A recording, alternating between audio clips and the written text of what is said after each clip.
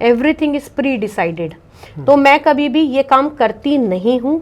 लेकिन हाँ, अगर कोई इससे ग्रसित है और उसके ऊपर बहुत ज़्यादा प्रॉब्लम है तो माँ भगवती का आशीर्वाद या उनकी इच्छा पूछकर ही मैं आगे काम में हाथ डालती हूँ। अगर वो आदेश देती हैं तभी हाँ करती हूँ, अदरवाइज नहीं करती। और कभी भी किसी का कोई इलीगल काम नहीं करती हूँ, किसी का वशीकरण, स्तंभन, मारण, मोहन, कोई भी विद्या ऐसी नहीं करूँगी जब तक वो लीगल हो, लॉजिकल हो तब तक। कोई भी काम ऐसा नहीं करूँगी जो इलॉजिकल हो। मंत्र शक्ति से कोई भी जो जानने वाला व्यक्ति होगा, तंत्र करने वाला व्यक्ति होगा, वो आपके बाल, आपके कपड़े, आपके नखून, आपका ब्लड, ये इस्तेमाल करके इसके अंदर आपकी जान को एक्टिव कर सकता है। सपोज मैं इसके हाथ में सुई चुभाऊंगी तो आपके हाथ में सुई चुभी दर्द होगा।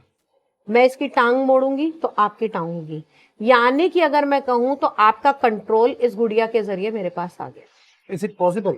जो एक नॉर्मल व्यक्ति नहीं करता, या तो आप बिल्कुल समाज से विरक्ति करके जा रहे हैं तब आप वाम मार्ग में जा सकते हैं जी। या आपका कोई स्पेशल लक्ष्य है कि मैंने लाइफ में इस चीज को पाना ही पाना है और मुझे इसको वाम मार्ग से जाके जल्दी मिल जाएंगी, तो वो आप कर सकते हैं। आप उसके लिए क्या एक उपाय बताना चाहेंगे कि जो बेस्ट हो कि जिससे वो तंत्र से छूट जाए? मैं यहाँ पे ना आपको कुछ अलग अलग छोटे छोटे उपाय बताती हूँ।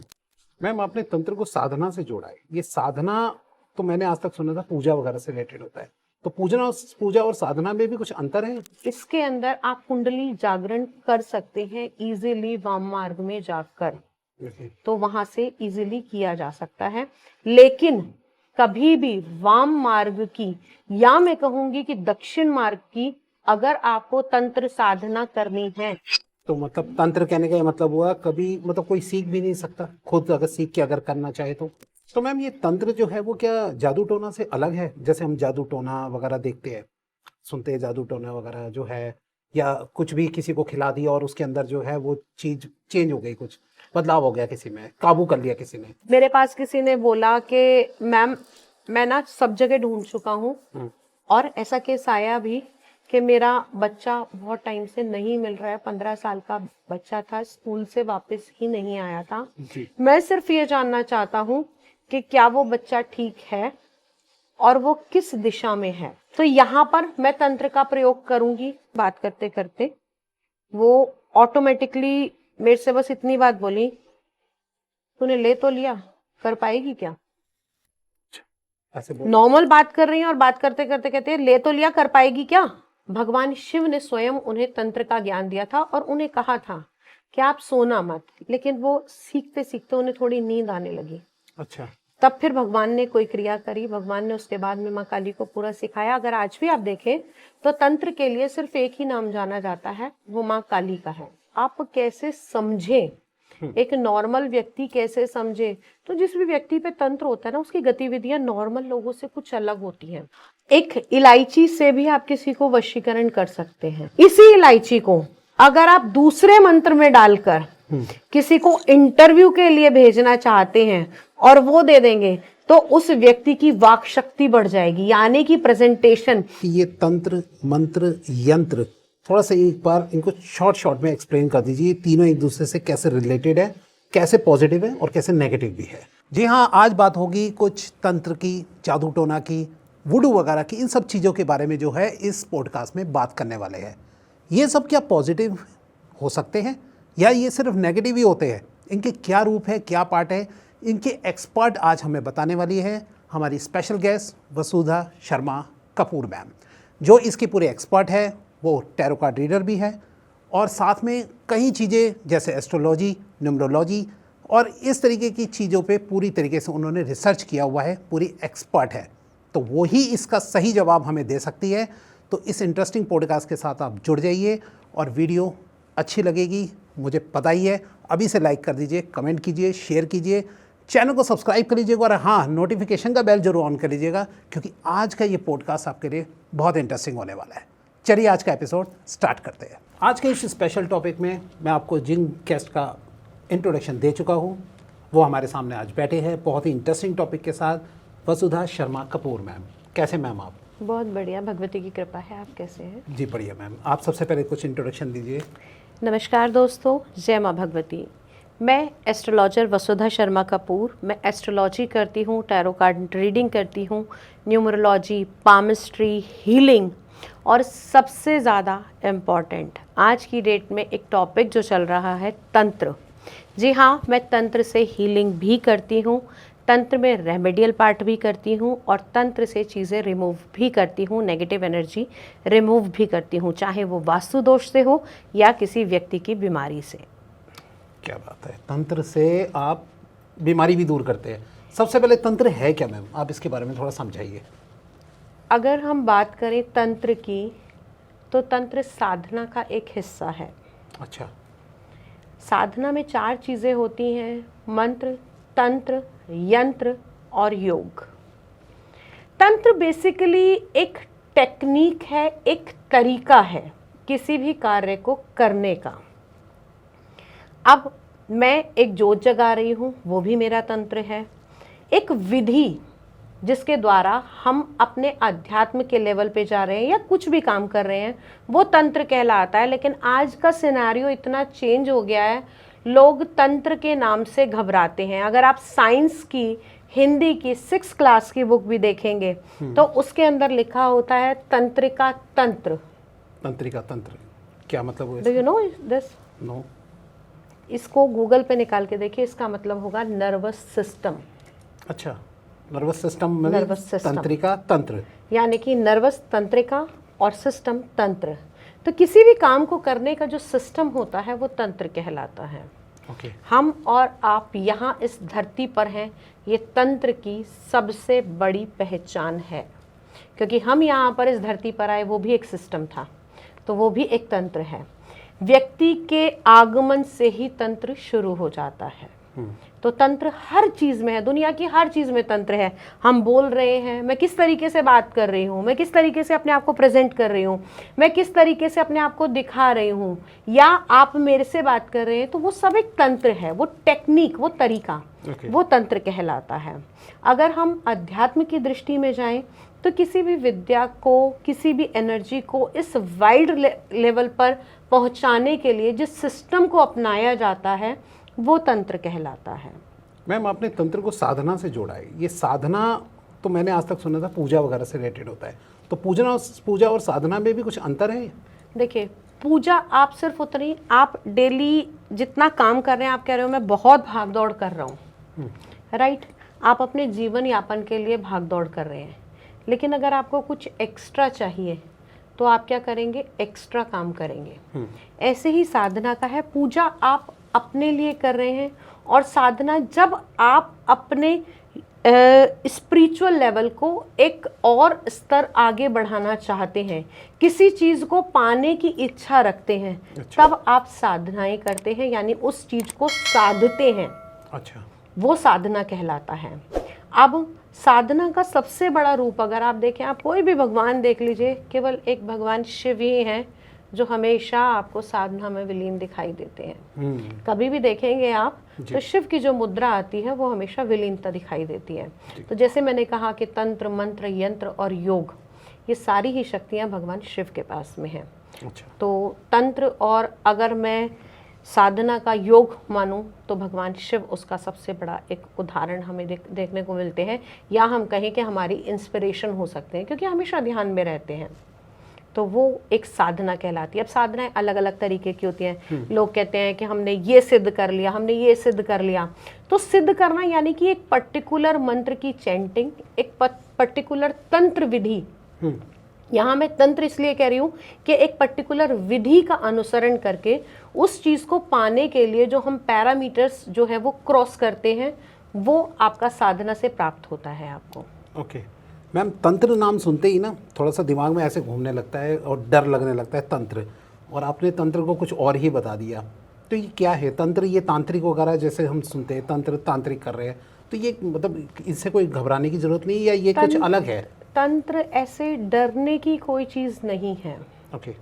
तंत्र में केवल एक सिस्टम है, सबके अलग अलग। अगर हम देखें तो तंत्र में भी 2 मार्ग होते हैं, एक वाम मार्गी, एक दक्षिणा मार्गी। मध्य मार्गी होता है, लेकिन ज़्यादातर लोग वाम मार्गी और दक्षिण मार्गी को ही मानते हैं। अगर हम कहें कि हम गृहस्थ हैं तो दक्षिण मार्गी तंत्र बहुत आसानी से आप कर सकते हैं और उसके हर्डल्स भी इतने ज़्यादा नहीं होते। लेकिन वहीं अगर आप वाम मार्ग में जाते हैं तो यहाँ पर पंचोपचार की विधि होती है। क्या होता है मैम? इसके अंदर अलग अलग, जैसे आप लोग कहते हैं मांस, मदिरा, यौन, ये सारी चीज़ें इसके अंदर दिखाई गई थी, लेकिन वास्तव में ये सब चीज़ें ऐसी नहीं होती हैं। अलग अलग विधियां होती हैं, अलग अलग तरीके होते हैं जो वाम मार्ग में होते हैं, जो एक नॉर्मल व्यक्ति नहीं करता। या तो आप बिल्कुल समाज से विरक्ति करके जा रहे हैं तब आप वाम मार्ग में जा सकते हैं जी। या आपका कोई स्पेशल लक्ष्य है कि मैंने लाइफ में इस चीज़ को पाना ही पाना है और मुझे इसको वाम मार्ग से जाके जल्दी मिल जाएंगी, तो वो आप कर सकते हैं। लेकिन अगर आप एक साधारण व्यक्ति हैं तो आप तंत्र को इजीली कर सकते हैं दक्षिण मार्गी में होकर। अच्छा, ये क्या है? थोड़ा सा मार्गी जो आप बता रहे हैं इनको थोड़ा समझाए कि क्या है जी। ये? जो दक्षिण मार्गी होते हैं वो सात्विक तरीके से पूजा होती है, पूजा विधि, अनुष्ठान, मंत्र, जाप, यज्ञ, वो सब दक्षिण मार्गी में होती है। कोई भी गृहस्थ आसानी से कर सकता है और दक्षिण मार्गी में तंत्र करने पर किसी भी प्रकार की कोई रोक टोक या किसी भी प्रकार का कोई ऐसा हार्म नहीं होता है। लेकिन जो वाम मार्गी होते हैं तो उनमें साधनाएं भी कई बार ऐसा होता है कि उसका लेवल अलग है, तरीका अलग है, ठीक है। तो उसको करने के लिए आपको जगह भी कई बार सुनसान जगह चाहिए होती है जी। मांस मदिरा को अर्पित भी किया जाता है। और यहाँ पर यौन अगर हम देखें तो पहले के समय में जो यौन कहा गया था ना, वो नाड़ी से किया गया था। अच्छा। जहाँ पर अगर हम कहें कि श्री विद्या में होता है ईड़ा, पिंगला और सूक्ष्मना नाड़ी का जहाँ संयोग होता है। अच्छा। या जहाँ हम उसके ऊपर सर जो योग करते हैं ना, वो अलग अलग चक्रास पे काम करते हैं। ओके। और कुंडलिनी जागरण होता है। जब यहाँ पर हमारे रूट चक्र से थोड़ा सा नीचे जहाँ होता है कुंडलिनी शक्ति होती है, वो अक्सर श्री विद्या में होती है। और उसके लिए कुछ, यहाँ मैं ऑन कैमरा नहीं कहूँगी, उसके लिए कुछ पैरामीटर्स होते हैं, कुछ चीज़ें ऐसी होती हैं जो आप विख्यात नहीं कर सकते। लेकिन हाँ ये है कि इसके अंदर आप कुंडली जागरण कर सकते हैं इजीली वाम मार्ग में जाकर। तो वहाँ से इजीली किया जा सकता है। लेकिन कभी भी वाम मार्ग की या मैं कहूँगी कि दक्षिण मार्ग की अगर आपको तंत्र साधना करनी है तो आपका भौतिक गुरु होना आवश्यक है। भौतिक गुरु कहने का क्या मतलब है? यानी कि इस सोल के साथ में, यानी शरीर के साथ में आपके गुरु होने चाहिए। ये नहीं कि आपने किसी को भी मतलब गुरु माना और कर लिया, क्योंकि तंत्र का सीधा संबंध तन से है। ओके। तंत्र का तन से, मंत्र का मन से। ओके। ठीक है। तो एक भौतिक गुरु किसी का भी होना आवश्यक है जब आप तंत्र की कोई भी क्रिया सीखना या करना चाह रहे हैं। किसी भी बिना गुरु के तंत्र को आपको नहीं करना चाहिए, ना ही इससे आपको, क्योंकि होता क्या है कि हर चीज़ के जैसे फायदे हैं ना, तो उसके कहीं ना कहीं डू और डोंट्स दोनों होते हैं। तो अगर आपको कोई बताने वाला नहीं होगा तो हो सकता है अनजाने में ही आप गलती करें। आपने अक्सर सुना होगा कि यार ये व्यक्ति पागल हो गया, इसकी सिद्धि बिगड़ गई। ऐसा अक्सर सुनने में आता है ना कि इसने ये सिद्धि करी थी, ये पागल हो गया। सिद्धि क्या है मैम? सिद्धि होता है कि एक पर्टिकुलर किसी देवी देवता को खुश करना, उससे वर मांगने के लिए हम जो उन्होंने पैरामीटर बनाए हैं, जैसे आपको 10 लाख जाप करने हैं, उसके बाद में ये आहुति देनी है, इसके अंदर त्रुटि नहीं होनी चाहिए, इसके ये नियम और शर्तें हैं। अगर वहाँ कहीं भी आपकी त्रुटि होती है और आपका गुरु आपको ज्ञान देने वाला नहीं है तो उसके बहुत ज़्यादा नेगेटिव रिजल्ट्स भी आ जाते हैं कई बार। तो कोई भी ऐसी विधि ना करें, अपने लेवल पे पढ़ के पुस्तकों से या किसी भी प्रकार का यूट्यूब का ज्ञान लेके अपने आप करने की कोशिश ना करें, तब ये तंत्र थोड़ा सा आपको नुकसान पहुंचा सकता है। तो मतलब तंत्र कहने का मतलब हुआ कभी मतलब कोई सीख भी नहीं सकता, खुद अगर सीख के अगर करना चाहे तो? देखिए, ये देखना होगा कि आप किस लेवल का करना चाहते हैं। अच्छा, कैसे लेवल का, इसमें कैसे पता लगता है? है? एक तो होता है तंत्र सिर्फ साधना विधि। जो मैं रोज माँ को अगर मैं ये कहूँ कि मैं माँ भगवती माँ काली की पूजा कर रही हूँ, मैंने कुछ नहीं देना, मैंने सिर्फ 2 लौंग अर्पित करनी है। और वो भी कैसे अर्पित करनी है? दीपक की ज्योत के अंदर जगा के उस लौंग को माँ को अर्पित करना है बताशे के साथ में जी। वो मेरा तंत्र की एक क्रिया है, वो मेरी विधि है। मैंने उस हिसाब से भोग या जो भी मेरे को देना है मैंने दे दिया। तो ये एक आसान तरीका हो गया। लेकिन आप एक्सट्रीम लेवल पर अगर किसी का कार्य करना चाहते हो, कोई नेगेटिव एनर्जी रिमूव करना चाहते हो, तो फिर आपको उस लेवल की पूजा, उस लेवल की साधना और उस लेवल की तंत्र क्रियाएं करनी पड़ेंगी। लाइक 10th पास बच्चे को आप 12th की मार्कशीट नहीं दे के सकते, नंबर लाने के लिए नहीं कह सकते। तो आपको पहले 12th के लिए तैयार होना पड़ेगा, तब आप 12th का एग्ज़ाम देंगे। इसी तरीके से होता है कि आप अगर इस फील्ड में हैं तो आपको पहले एक एक स्टेप करके आगे बढ़ना पड़ेगा, फिर आप आगे जाएं तो ज़्यादा बेटर है। कहीं भी बिना जाने बिना सोचे ये नहीं करना चाहिए। तो मैम ये तंत्र जो है वो क्या जादू टोना से अलग है? जैसे हम जादू टोना वगैरह देखते हैं, सुनते हैं जादू टोना वगैरह जो है, या कुछ भी किसी को खिला दिया और उसके अंदर जो है वो चीज़ चेंज हो गई, कुछ बदलाव हो गया, किसी में काबू कर लिया किसी ने, तो ये कैसे अलग है? हाँ, मैं आपके उसी पिछले वाले क्वेश्चन पे थोड़ा सा फ्लैशबैक में जाते हैं, जहाँ मैंने कहा था वाम मार्गी। जी। वाम मार्गी में अलग अलग विद्याएं होती हैं, जिसके अंदर षटकर्म भी आते हैं, 9 कर्म भी आते हैं, ठीक है, जिसमें मारण, मोहन, विद्वेषण, सम्मोहन, उच्चाटन, ये सारी क्रियाएं आती हैं।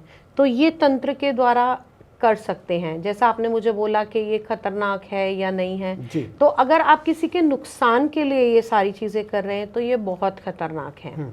लेकिन अगर आप किसी के भलाई के लिए ये काम कर रहे हैं, सपोज़ मेरे पास किसी ने बोला कि मैम मैं ना सब जगह ढूंढ चुका हूँ, और ऐसा केस आया भी कि मेरा बच्चा बहुत टाइम से नहीं मिल रहा है, 15 साल का बच्चा था, स्कूल से वापस ही नहीं आया था। मैं सिर्फ ये जानना चाहता हूँ कि क्या वो बच्चा ठीक है और वो किस दिशा में है। अच्छा, राइट। तो यहाँ पर मैं तंत्र का प्रयोग करूँगी, मैं उस चीज़ को पता लगाऊंगी कि वो कहाँ पर है, कैसे है, वो तंत्र के द्वारा पता लगता है। अच्छा, पता लग जाता है, पता लगता है। ओके। यही मैं अगर तंत्र पे ना जाऊं तो मैं अगर प्रश्न कुंडली भी लगाऊंगी, एस्ट्रोलॉजी के थ्रू जाना चाहे तो उसके थ्रू भी बच्चे पता लगेगा कि वो कौन सी दिशा में होगा।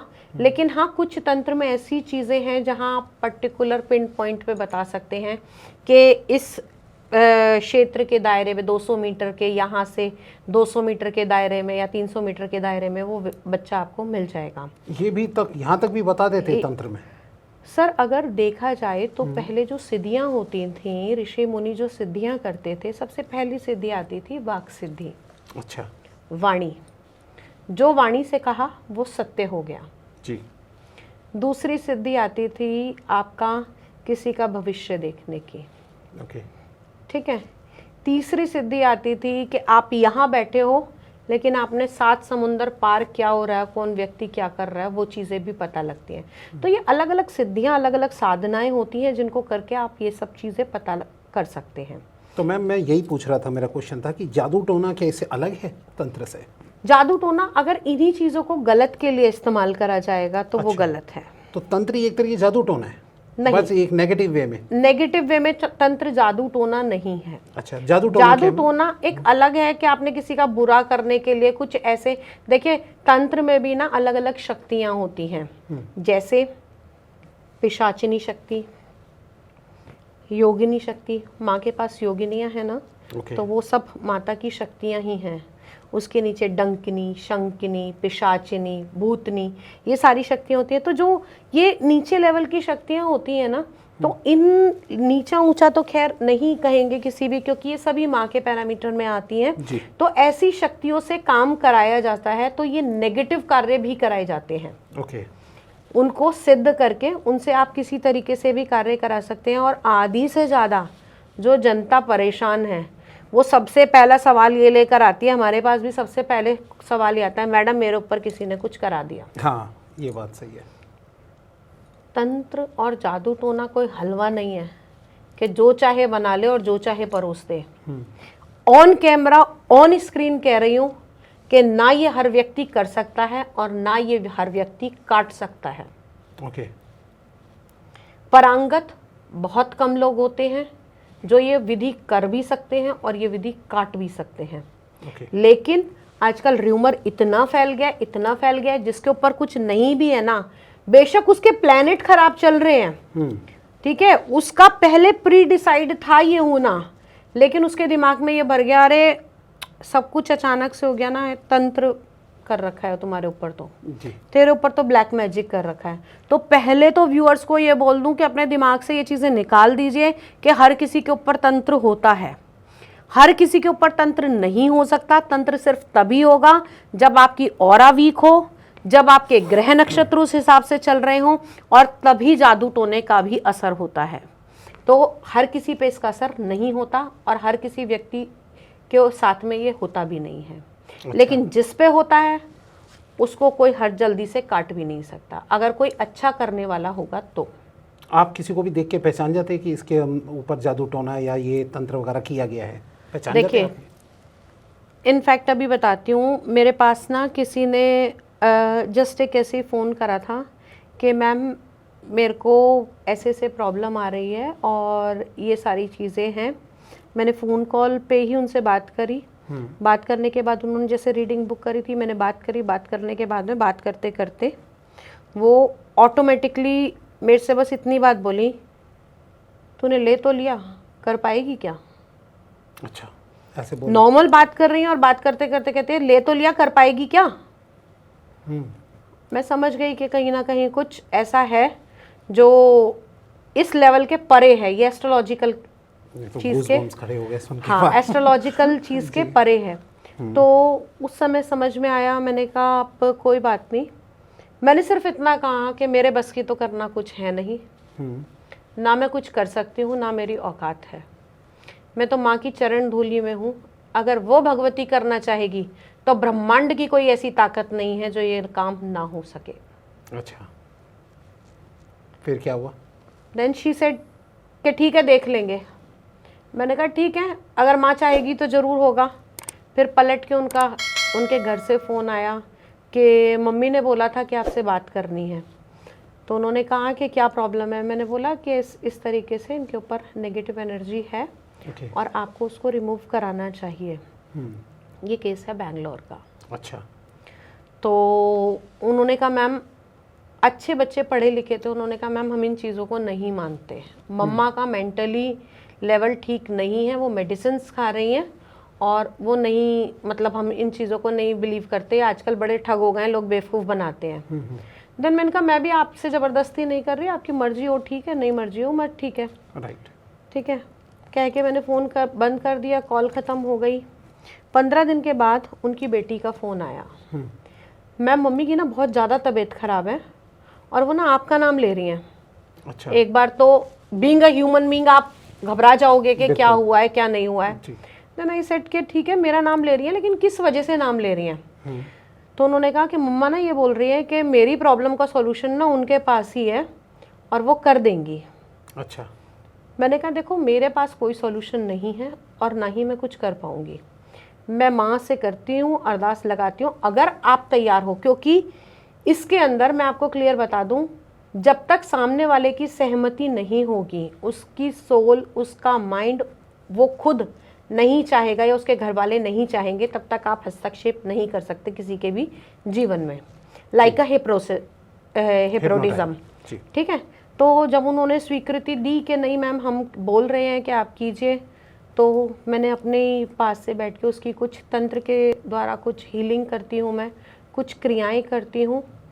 तो वो किया। पहले दिन रिजल्ट इतना अच्छा नहीं आया। अच्छा। लेकिन विद इन 24 आवर्स उनका सिनेरियो 360 डिग्री का चेंज हो गया था। अच्छा, क्या हुआ था? जो वो बेड पे थी और उठ नहीं पा रही थी, ढंग से चल नहीं पा रही थी, सिर्फ बात कर रही थी, अगली सुबह वो अपने आप उठी, नहाई, पूजा किया, उन्होंने घर में बच्चों को देखा और फिर उनका फ़ोन मुझे आया कि आज मैं बहुत ज़्यादा ठीक हूँ, लेकिन सोते हुए कल मेरे साथ ऐसा हुआ था कि मुझे कोई विज़न आया था और उनकी वो पास्ट लाइफ से जुड़ा हुआ विज़न था, यानी कि उनके मैरिज से पहले उनके साथ में कुछ ऐसा हुआ था, जो चीज़ें उनके साथ थी वो करने के बाद में वो चीज़ें रिमूव हो गई और वो बिल्कुल ठीक हो गई with the grace of God. आज वो इंडिया में नहीं है, अपने बच्चों के साथ ही हैं बाहर ओह। और बिल्कुल ठीक हैं and she is been touch with me. वाह, वेरी गुड। आज भी बहुत अच्छे हैं। तो नेगेटिव है तो पॉजिटिव है, पॉजिटिव है तो नेगेटिव है। माँ ने राक्षसों को मारने के लिए काली का रूप लिया था। जी। अगर वो राक्षस नहीं होते तो माँ काली का रूप थोड़ी धारण करती। राइट। राइट। तो किसी भी एनर्जी को खत्म करने के लिए, और तंत्र को तो देने वाले ही भगवान शिव ने माँ काली को खुद तंत्र सिखाया था ना। अच्छा, जब क्या था वो इसके पीछे मैम, थोड़ा बता। माँ काली अपनी सारी, जब माँ काली का सती से दूसरा जन्म हुआ पार्वती के रूप में, तब उन्हें कुछ नहीं पता था, ना वो किसी चीज को जानती थी। भगवान शिव ने स्वयं उन्हें तंत्र का ज्ञान दिया था और उन्हें कहा था कि आप सोना मत, लेकिन वो सीखते सीखते उन्हें थोड़ी नींद आने लगी। अच्छा। तब फिर भगवान ने कोई क्रिया करी, भगवान ने उसके बाद में माँ काली को पूरा सिखाया। अगर आज भी आप देखें तो तंत्र के लिए सिर्फ एक ही नाम जाना जाता है, वो माँ काली का है। ओके। और माँ काली का एक स्वरूप माँ कामाख्या का जो माना जाता है वो तंत्र का गढ़ माना जाता है। अगर कहा जाए तो बंगाल के लोगों से ज़्यादा लोग बंगाल की लेडीज से घबराते हैं। हाँ, बंगाल का तो सुनते ही मैम सबको बस काला जादू ये सब चीज़ें याद आती हैं, लेकिन ऐसा नहीं है। वो वहाँ पर शक्तियाँ इतनी पावरफुल हैं, इतनी पावरफुल हैं माँ की वो जो शक्तियाँ हैं, तो उनसे आप कुछ भी सीख सकते हैं, कुछ भी कर सकते हैं। Anything can be happen. और जो व्यक्ति तंत्र की लाइन में या इन नेगेटिव एनर्जी के लाइन में आए हैं, वो एक बार कामाख्या जरूर पहुँचेगा। कामाख्या में? ओके। जरूर पहुँचेगा। आजीवन एक बार माँ अपना दृश्य जरूर देगी उसको। आप गए हैं मैम कामाख्या मंदिर? वो मेरा पर्सनल है, मैं जब जाती हूँ या जो भी है, जैसा माँ भगवती करेगी वो अपना अलग है। तो सब चीज़ें होती हैं इसके अंदर। तंत्र में आप कुछ भी कर सकते हैं, तंत्र में कुछ भी अलग नहीं है। हाँ, तंत्र को आप कैसे समझें, एक नॉर्मल व्यक्ति कैसे समझे, तो जिस भी व्यक्ति पे तंत्र होता है ना, उसकी गतिविधियाँ नॉर्मल लोगों से कुछ अलग होती हैं। जैसे आप नॉर्मल मुझसे बात कर रहे हो, अगर मेरी बात कोई आपको पसंद नहीं आ रही है तो इमीडिएटली आपका फेस चेंज हो जाएगा। फेस चेंज हो जाएगा, आपकी आंखें लाल हो जाएंगी, आपको गुस्सा आने लगेगा। ऐसे व्यक्ति अपने आप को शुद्ध नहीं रखते, नहाते धोते बहुत कम है, साफ कम रहते हैं, अकेले रूम में ज़्यादा पसंद करेंगे रहना। इन लोगों को अंधेरा बहुत पसंद होता है। अच्छा। Okay. अगर कोई नेगेटिव एनर्जी के में है तो नेगेटिव एनर्जी में है। लेकिन वहीं अगर आपके ऊपर कोई क्रिया कराई गई है, आपको अपने वश में किया हुआ है, तो आपको पता भी नहीं लगेगा और आप सामने वाले के अकॉर्डिंग अपना काम भी करते रहोगे। आप सोचोगे, सामने वाला व्यक्ति सोचेगा कि भाई साहब का कल तो नेचर ऐसा नहीं था, आज ही बिल्कुल पीछे पीछे हो रहे हैं, आज क्यों ऐसा कर रहे हैं। तो यानी कि आपके माइंड को कंट्रोल कर लिया जाता है। एक मैंने अभी कुछ समय पहले मैं मूवी देखी थी शैतान, जिसमें जो है अजय देवगन जो है वो उसकी बेटी को कुछ आर माधवन जो है खिला देता है, जादू टोना कर देता है। तो आप शायद इसी बारे में बात कर रहे हैं कि कंट्रोलिंग कर लेना, कंट्रोलिंग कर ली जाती है, आपकी माइंड को कंट्रोल कर लिया जाता है। कुछ देखिए, मंत्र शक्तियाँ हमारे पास इतनी ज़बरदस्त है हमारे सनातन धर्म में, और ये सारा मंत्र शक्ति का खेल है। ओके। तंत्र करने के लिए खाली आप काम थोड़ी करोगे, आप किसी पर्टिकुलर मंत्र की चैंटिंग करके उस तंत्र की विधि को करोगे, उस भोग को दोगे, उस बलि को दोगे। अब बलि आप यहाँ कहोगे कि किसी का मांस मदिरा देना है, नहीं। अच्छा। बलि कुछ भी हो सकती है। मैं सात्विक अगर कर रही हूँ तो मैं दूध की बलि दूंगी, दूध दूंगी। मैं अगर देना चाहूँगी तो मैं पेठे का फल दूंगी। अच्छा। माँ वैष्णो देवी ने तारा रानी की कथा में ये कहा था कि आज के बाद जो बलि होगी मैं किसी जीव को मार के जिंदा नहीं करूँगी। ओके। माँ तारा रानी की अगर आप कथा सुने जागरण में जाकर, तो माँ तारा रानी की कथा में स्वयं बताया गया है। तो आप देखें कि नारियल की भेंट दी जाती है। हाँ जी, नारियल भेंट स्वरूप। और कभी आपने नारियल को गौर से देखा है? क्या? 2 आंखें, हाँ, 1 नाक। जो बलि स्वरूप जो हम जो चढ़ाते हैं ना, माँ को भेंट स्वरूप जो देते हैं, उसको बलि नहीं, उसको भेंट कहते हैं। तो वो नारियल को दिया जाता है। तो किसी भी धर्म में, किसी भी शास्त्र में ये नहीं लिखा है कि आप मांस मदिरा ही चढ़ाओ। मैं दूध भी दे सकती हूँ, मैं जल भी दे सकती हूँ, मैं खाने की सामग्री भी दे सकती हूँ, मैं पेठे की मिठाई भी दे सकती हूँ। तो ये आपके ऊपर निर्भर करता है। बट मैम अभी भी कई जगहों पे जो है वो बकरा वगैरह कुछ इस तरीके काट के जो बलि दी जाती है। अब बहुत बैन कर दिया है। हाँ। कि उसको सिर्फ हल्का सा कान पे करके कट लगा के और उसको छोड़ दिया जाता है। अब बलि जो है वो काफ़ी निषेध हो गई है। तो पहले जब होती थी तो मतलब लोगों की यही थिंकिंग थी कि वो काली माता इसी चीज पे खुश होगी। हाँ, लोगों को यही लगता था कि माँ इसे, लेकिन जो जगत की माँ है क्या वो किसी की मृत्यु चाहेगी? माँ ने जो काली स्वरूप रखा था अपनी संतान की रक्षा के लिए रखा था, ठीक है। तो जो रक्षा करेगी, उन्होंने बलि किसकी ली? जो रक्तपान किया वो किसका किया? राक्षस का किया। और वो रक्तपान नहीं था, बेसिकली वो नेगेटिव एनर्जी को रोकने का तरीका था, क्योंकि रक्त बीज जहां जहां रक्त गिर रहा था वहां पर खुद पैदा होते जा रहे थे रक्त बीज। तो उनको रोकने के लिए माँ ने रक्तपान किया था। तो जो माँ इतनी दयालु है तो वो क्या किसी का बुरा कर सकती है? कभी नहीं कर सकती। लोग काली के नाम से घबराते, लोग कहते हैं ये तो काली की पूजा करती है, ये तो ऐसा करती है, काली घर में नहीं रखनी चाहिए। काली के नाम से घबराने की जरूरत नहीं है। सबसे अब एक बार बताओ, जब आपका बच्चा थोड़ा सा बिगड़ रहा होता है ना, तो माँ को उसको गुस्सा भी करना पड़ता है, बिल्कुल थोड़ा उग्र होना पड़ता है। तो ये माँ का थोड़ा ऐसा ही रूप है जिसमें उसकी एनर्जी बहुत ज्यादा है। वो उस एनर्जी का वेग खुद भी नहीं संभाल पा रही थी, क्रोध वाला वेग था। लेकिन काली जब शांत हुई तब उनकी जीवा बाहर आई। राइट। उससे पहले उनकी जीवा बाहर नहीं थी। अच्छा, फोटो में दिखाया जाता है शिव शंकर भगवान जी लेटे हुए हैं, उनके ऊपर पैर रखा, तो आई थिंक उनके ऊपर जब वो लेट गए थे, उनका पैर गया भगवान शिव पर, क्योंकि माँ काली को रोकने के लिए कोई और ऐसा नहीं था जो ब्रह्मांड में माँ के वेग को रोक पाए, क्योंकि वो अग्नि इतनी प्रचंड हो चुकी थी, वध कर करके माँ पूरे क्रोध में और पूरे आवेश में थी। तो वो शक्ति, सारे भगवान जो थे वो घबरा गए, कहने लगे इस तरीके से तो माँ काली जो है पूरे ब्रह्मांड को नष्ट कर देंगी, और ये तो अपने वेग में है ही नहीं, इनको वापस से गौरा के रूप में लाना पड़ेगा। तो भगवान शंकर से अनुरोध किया गया कि भगवान शिव आपके अलावा और कोई नहीं है जो इनको इसका रूप वापस इनका लेकर आए। तो भगवान शिव ने, उनको कोई युक्ति नहीं सूझी, भगवान शिव माँ के चरणों में खुद ही लेट गए। तो जब वो लेटे तो माँ का एक पैर उनके ऊपर आया और उस समय उनकी जीवा बाहर आ गई कि मैंने अपने स्वामी के ऊपर ही पैर रख दिया, और वो उस समय शांत मुद्रा में थी। तो जो काली का स्वरूप बना था वो शांत मुद्रा का था, ना कि क्रोध का। क्रोध के लिए तो संहार करा उन्होंने।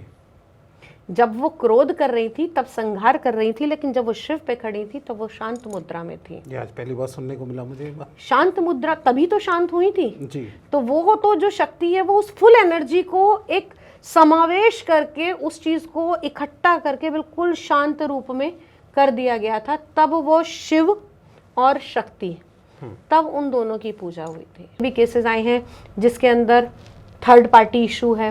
तो अगर गृहस्थी बिगड़ रही है, किसी ने कुछ करके पैसे के चक्कर में किसी को फंसाया या और किसी इच्छा के लिए, तब वो काम करती हूँ। किसी का घर बचाने के लिए वो भी तब, अदरवाइज मैं ऐसे काम नहीं करती। इस तरीके की विद्या तो इस तरीके की तो बिल्कुल नहीं करती। भाई मैं भी गृहस्थ हूँ, मेरे अपने बच्चे हैं, मेरा अपना परिवार है, परमार्थ के लिए कार्य करती हूँ, इसलिए कर देती हूँ। और हाँ, ऐसे लोगों से भी बचकर रहना जो आप लोगों को जाल में फंसाएं, जो यहाँ पर ये कहें कि आपके ऊपर ये है वो है। तो प्लीज़ इस जहाँ से में फंसने की ज़रूरत नहीं है जब तक कि आपको इस चीज़ का पक्का निर्णय नहीं हो जाता। अदरवाइज मत आप जाइए, क्योंकि इतने फ़ोन कॉल आते हैं जहाँ पे लोग पैसे भी लेते हैं, काम भी नहीं करते, और लोग बहुत परेशान भी होते हैं। अब मरता क्या ना करता। अगर आपको कोई तिनके का सहारा दिखेगा तो आप सोचोगे ना मैं इस तिनके के सहारे पार लग जाऊं। तो गलत भी बहुत लोग हैं, तो थोड़ा सा बचकर रहना। मैं किसी भी पर्टिकुलर उसके लिए नहीं कर रही हूँ, लेकिन हाँ, जब भी किसी चीज़ की लहर आती है ना तो वो र्यूमर इतना बड़ा हो जाता है कि जो जेन्युइन लोग होते हैं ना वो भी उसमें पिस जाते हैं। Have you ever scene magnet? अगर मैं मैग्नेट को किसी कूड़े के आसपास लेकर जाऊंगी ना तो वो उसमें से लोहा तो खींचेगा, लेकिन उस लोहे के साथ में जो आसपास छोटा छोटा कूड़ा होगा ना वो भी आ जाएगा।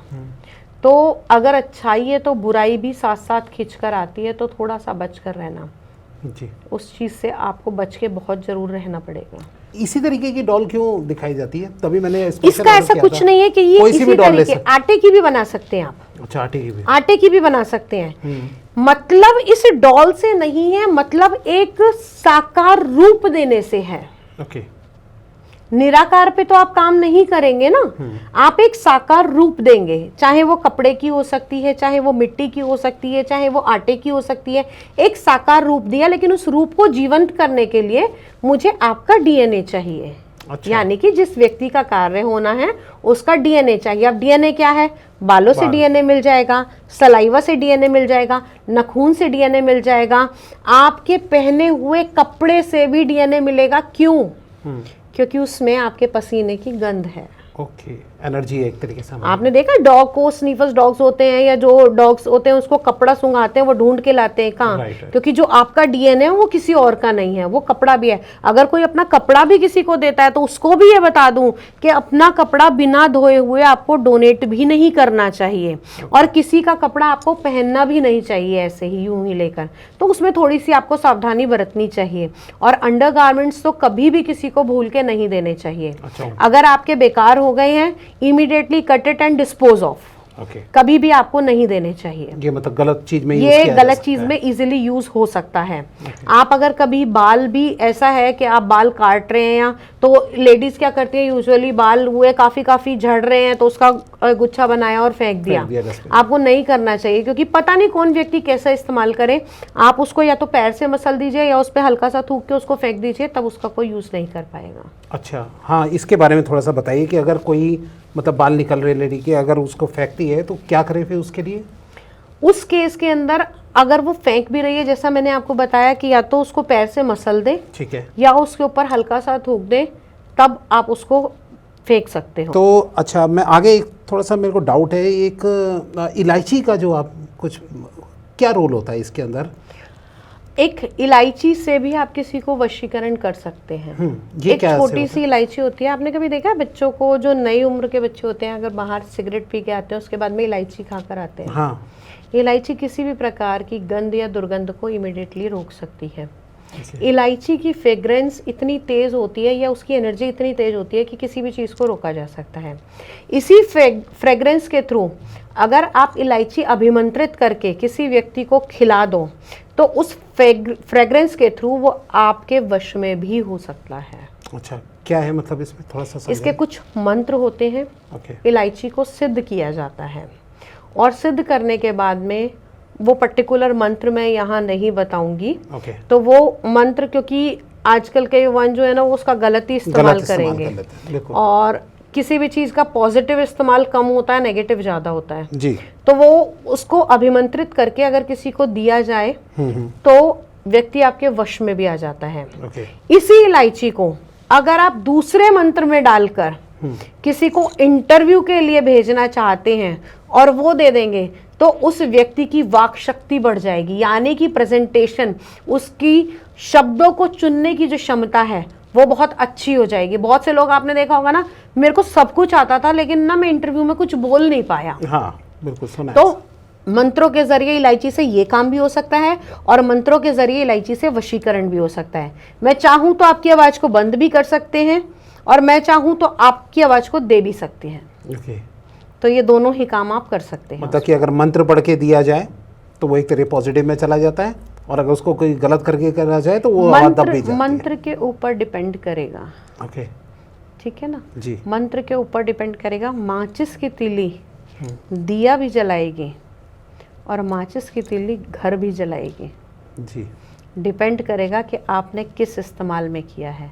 तो अलग अलग मंत्र हैं, अलग अलग इस्तेमाल है।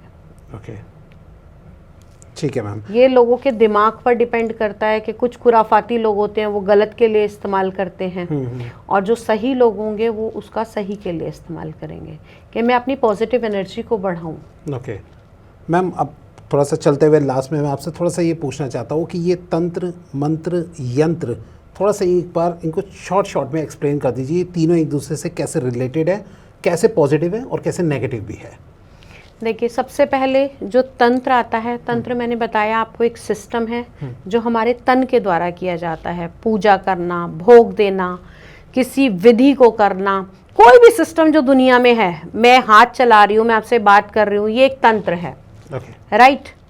मंत्र एक पर्टिकुलर फ्रीक्वेंसी पे कुछ शब्दों का होना, क्योंकि हर शब्द की, हर नंबर की अपनी एक फ्रीक्वेंसी है जो एक एनर्जी को क्रिएट कर रहे हैं।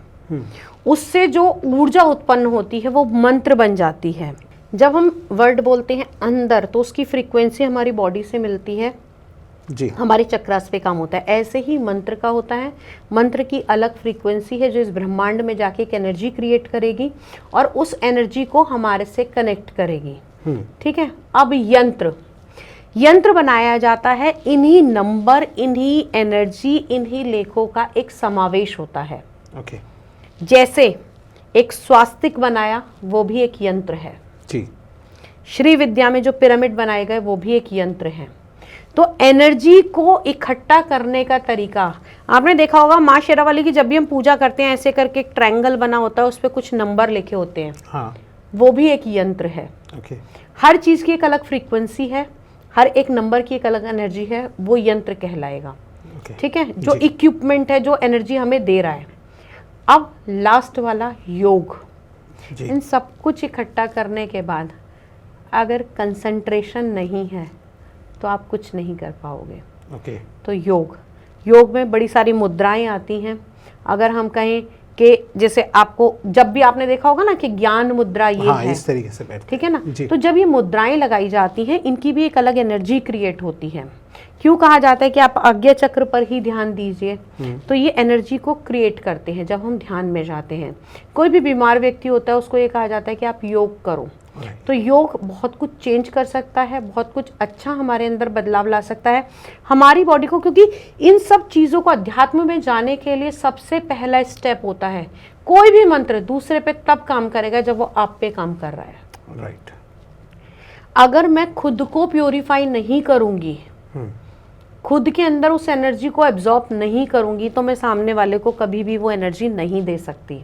जी। अगर मैं किसी की हीलिंग करना चाहती हूँ ना, मैंने आपको बोला तंत्र के द्वारा हीलिंग, हाँ जी, तो सबसे पहले मैं अपनी हीलिंग करूंगी, अपना ऑरा लॉक करूंगी जी। उसके बाद में सामने वाले की हीलिंग करूंगी, ताकि उसका कोई नेगेटिव इफेक्ट आप पे ना पड़े। राइट। और दूसरी चीज, मुझे नहीं पता मैं जिस शक्ति से आगे लड़ने जा रही हूँ उसके पास क्या क्या शस्त्र हैं, तो पहले मैं अपना तो कमान कस के रखूं, उसके बाद में लड़ूंगी। तो ये सारी चीजें हमें खुद करनी पड़ती हैं। तो सारे एक दूसरे से इस तरीके से सब एक दूसरे के जब जोड़ किया जाता है तब आप पूरी विधि और आप तब पूरा सक्सेस हो पाते हैं। आप देखते हो ना, ओरल क्वेश्चन अलग होते हैं, 2 लाइन का क्वेश्चन अलग है, 5 लाइन का पैराग्राफ अलग है। जब सब कुछ मिला दिया जाएगा फिर 100 मार्क्स बनेंगे। राइट। तो ऐसे ही अगर आप इन चीज़ों को सीखना चाहते हैं, इस सेक्टर में आगे बढ़ना चाहते हैं, या कुछ करवाना चाहते हैं, तो बहुत सारी चीज़ों का मिश्रण होता है। सबसे पहले मैं एक काम करती हूँ, मैं व्यक्ति की कुंडली देखती हूँ, जन्म कुंडली देखती हूँ। क्योंकि जब जन्म कुंडली में अगर ऐसे ग्रह, ऐसे योग उस समय बन रहे होंगे, तभी तांत्रिक क्रिया होगी भी और तभी तांत्रिक क्रिया हटेगी भी। अच्छा, कुंडली में अगर होगा तो? कुंडली में, क्योंकि आपकी कुंडली प्री डिसाइड है। जब आप पैदा हुए तब ये बता दिया गया था इसकी मैरिज लाइफ ऐसी होगी, ये तरक्की ये करेगा, लड़का बड़ा होके डॉक्टर बनेगा। Everything is pre decided. और वो कैसे डिसाइड हुआ? आपके पास्ट कर्मा के अनुसार जब ग्रहों की वो स्थिति होगी तब आपका जन्म होगा। ओके। रावण ने कितनी कोशिश की थी, सारे ग्रह बंद किए थे ना, मंदोदरी से लास्ट सेकंड में कंट्रोल नहीं हुआ, नहीं तो अपने बेटे को अमर कर लेता जी। ठीक है ना। तो डेस्टिनी ने सब कुछ प्री डिसाइड करा है, चाहे वो तंत्र हो, चाहे वो मंत्र हो, चाहे वो यंत्र हो, लेकिन सब में प्रधान है कर्म। भगवान कृष्ण ने गीता में कहा है कि आज जितनी साधना करोगे और यहाँ मृत्यु हो जाती है तो इस साधना का अगला सत्र इस यहाँ से ही शुरू होगा। यानी कि अगर ए से डी तक कर चुके हो तो अगले टाइम में आपको डी से आगे का स्टेप करना है। Okay. Have you ever seen that child Chaitanya Prabhu ji जो छोटे से आ रहे हैं? हाँ जी, हाँ जी, ठीक है ना। बिल्कुल। वो बच्चा 4 साल की एज में गीता का इतना ज्ञान, पास्ट कर्मा, वो पास्ट कर्मा के अकॉर्डिंग ही होता है। अच्छा, पिछले जन्म में ही जो है, पिछले जन्म में भी आपने किया है। नहीं तो आपके जो, और लोग कहते हैं कि हमने क्या पीछे कुछ नहीं किया था? तो आज भौतिक जीवन में मैं एक्स्ट्रा क्या सेव कर रही हूँ? एक्स्ट्रा क्या सेव कर रही हूँ कहने का मतलब मेरा डेली का रूटीन है, मैं सुबह उठी, मुझे पता है मैंने घर में जोत जगानी है, फटाफट से जोत जगाई, अपने काम में लग गई और काम किया, ये मेरा डेली का रूटीन हो गया। ओके। लेकिन उससे ज़्यादा अगर मुझे अध्यात्म के लेवल में जाना है तो मुझे क्या करना होगा? आज की डेट में सबसे ज़्यादा क्या चल रहा है? नाम जप। जी। प्रभु का नाम नाम जप। जपना। तो अगर आप नाम जप करते हो या अपने लेवल को उससे ऊपर लेकर जाते हो, भगवान में विलीन हो जाते हो, और मैं कहती हूँ कुछ भी मत करो, कुछ भी मत करो, बस अपने जीवन से द्वेष, निंदा, चुगली ये सब निकाल दो, आप ईश्वर को पा जाओगे। बुरे कर्म एक तरीके से हटा दो। क्यों? क्योंकि आत्मा उसी की परमात्मा से मिलेगी जो प्योर होगी। जी। ओके। ठीक है ना? तो सबसे अच्छा साधन ये है। और व्यक्ति तंत्र से निकलने के लिए भी तभी किसी अच्छे व्यक्ति के पास पहुंच पाएगा जब डेस्टिनी ने डिसाइड करा होगा तब। जी। बाकी तंत्र से भाई सब कुछ हो सकता है दुनिया में। मारण, मोहन, विद्वेषण, उच्चाटन, सम्मोहन, वशीकरण, और साथ साथ अगर तंत्र अच्छे के लिए किया जाए तो ये तंत्र आपको मोक्ष भी दे सकता है। ओके। अगर परमार्थ के लिए तंत्र कर रहे हैं, आपकी कोई ऐसी, देखो जो आपका कार्य होना है, जो आपकी विद्या है, जो आपका सामान लगेगा, जो आपकी विधि है, वो कोई अपने पॉकेट से नहीं करता। बिल्कुल। ठीक है, लेकिन एक्सट्रीम लेवल तक जाकर नहीं होना चाहिए। एक पर्टिकुलर चीज़ को एक तरीके से आप करेंगे तो सब चीज़ें पॉसिबल हैं। ओके मैम, अब अगर किसी के ऊपर कोई गलत तंत्र कर दिया गया है, चलते चलते अगर मैंने ये क्वेश्चन नहीं पूछा तो आई थिंक दर्शक मुझे ही बाद में बोलेंगे, तो इसलिए आप उसके लिए क्या एक उपाय बताना चाहेंगे कि जो बेस्ट हो कि जिससे वो तंत्र से छूट जाए? मैं यहाँ पे ना आपको कुछ अलग अलग छोटे छोटे उपाय बताती हूँ। हमारे हिंदू धर्म में गौ की पूजा सबसे बेहतर मानी गई है। कहते हैं गौ के अंदर, गाय माता के अंदर सभी देवता वास करते हैं। और अगर किसी के ऊपर भी तंत्र की क्रिया है और हल्का फुल्का आपको लगता है तो आप अपने घर के अंदर गौमूत्र का छिड़काव रोज संध्या के समय कर दीजिए, परेशानी धीरे धीरे खत्म हो जाएगी। अगर बहुत एक्सट्रीम लेवल की है तब आपको किसी से बात करनी पड़ेगी, किसी के पास जाना पड़ेगा, लेकिन ये गौमूत्र का अगर आप छिड़काव करेंगे तो बहुत हद तक प्रॉब्लम सॉल्व होती है। दूसरी चीज़, अगर किसी के ऊपर घर के अंदर प्रेत, भूत, पिशाच इस प्रकार की प्रॉब्लम आपको लगती है तो अपने घर के अंदर एक लोहे के दीपक में, ध्यान रखिएगा लोहे के दीपक में, लोहे के दीपक में तिल का तेल डालकर जोत जगा दीजिए। इससे घर के अंदर पिशाच जो है वो चले जाएंगे। ये स्वयं महादेव का बताया हुआ है। तो ये कब जलाना है? शाम के समय। अच्छा, आप ऐसा कीजिए, पिशाच से मुक्ति होगी। लेकिन कई बार ऐसा होता है कि वो उस समय के लिए चले जाता है और किसी कारणवश अगर आपके पास में है और उसका कुछ पास्ट ऐसा रहा है, क्योंकि हमें नहीं पता ना कि कई बार चीज़ें भेजी हुई होती है, कई बार अपनी आई हुई होती हैं, कई बार लगाई हुई होती हैं। तो अगर ऐसा नहीं है तो अगर नॉर्मल है तो इससे हट जाता है इजीली। लेकिन अगर इस ज़्यादा प्रॉब्लम हो तब? ज़्यादा प्रॉब्लम होगी तो देखिए, अगर घर का सिर्फ बल्ब बदलना होगा तो कभी इलेक्ट्रिशियन को नहीं बुलाओगे। अच्छा, बल्ब ही तो बदलना है, लाऊंगा बदल दूंगा जी। लेकिन अगर इस वायर में गड़बड़ हो गई तो मुझे उसका एक्सपर्ट चाहिए, इलेक्ट्रिशियन को बुलाना पड़ेगा। फिर आप किसी भी ऐसे व्यक्ति से संपर्क करें जो इसका ज्ञाता हो जी।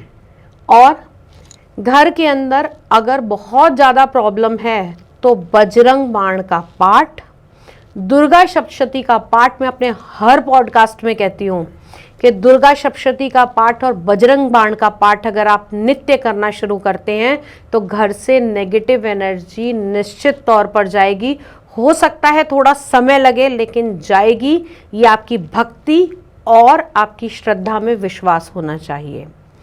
अगली चीज़, अगर आपको बहुत ज़्यादा प्रॉब्लम है इसी तरह की चीज़ों की तो आप किसी से, ऐसे व्यक्ति से सलाह लें जो आपकी प्रॉब्लम को सॉल्व कर पाए। किसी भी प्रकार के YouTube पे देखकर, तरीकों को देखकर किसी भी मंत्र चैंटिंग को या किसी साधना को ऐसे ना करें कि इसको वश में करके मैं अपने काम करा लूँगा, क्योंकि आजकल बहुत हो गया है। कोई करण पिशाचनी के पीछे भाग रहा है, कोई यक्षिणी साधना के पीछे भाग रहा है, बिल्कुल। कोई अप्सरा साधना के पीछे भाग रहा है। ये खेल नहीं है। ये जिसके जीवन में आती है ना, उसका जीवन खराब कर देती हैं। बिल्कुल। क्योंकि आप इस भौतिक जीवन में जीने वाले हो, आप क्या करोगे, अपनी इच्छाओं की पूर्ति कराओगे उससे। जी। और जब वो आपकी इच्छा की पूर्ति करेगी तो मुआवजे में कुछ तो लेगी ही लेगी। और क्योंकि नेचर पिशाच का है, यक्ष का है, तो भुगतना तो पड़ेगा। तो कहने का ये मतलब है आज के पॉडकास्ट में सब लोगों को ये भी सीखने को मिला कि इस तरीके के काम कोई को भी जो है, साधना आपको नहीं करनी चाहिए। साधना अगर करनी है तो किसी योग्य गुरु के द्वारा कीजिए, किसी के मार्गदर्शन में कीजिए। और अगर ये कुछ भी नहीं कर सकते तो भाई घर के अंदर सीधा सीधा किसी भी एक धर्म की बुक को उठा लीजिए। जैसे आप गीता को उठाइए, आप रामायण को उठाइए, कोई भी एक पूजनीय जो हमारे ग्रंथ हैं, शिव महापुराण को उठाइए और उसका पठन करना शुरू कर दीजिए। आध्यात्मिक लेवल पे आप ऑटोमेटिकली आगे बढ़ना शुरू हो जाएंगे और आपको सही मार्गदर्शन और सही गुरु भी आपको ऑटोमेटिकली मिल जाएगा। चलिए, बहुत अच्छा लगा आज आपके साथ पूरी बात करके। और आई थिंक आप सब दर्शकों को भी जो है वो बहुत नॉलेज मिली होगी। और तंत्र मंत्र ये सब चीज़ें जो जादू टोना वगैरह जो है जिसको गलत समझा जाता है, आज इन सब चीज़ों के ऊपर से पर्दा हट गया होगा। तो मैम बहुत ही अच्छा लगा आप आए हमारे यहाँ पे। और आप लोग अगर चाहते हैं तो मैम दोबारा आए तो प्लीज़ कमेंट जरूर कीजिएगा। तब तक आप वीडियो को लाइक कीजिए, शेयर कीजिए, चैनल को सब्सक्राइब कर लीजिए और नोटिफिकेशन का बेल जरूर ऑन कर लीजिएगा ताकि ऐसे इंटरेस्टिंग पॉडकास्ट आपसे मिस ना हो। थैंक यू मैम, धन्यवाद।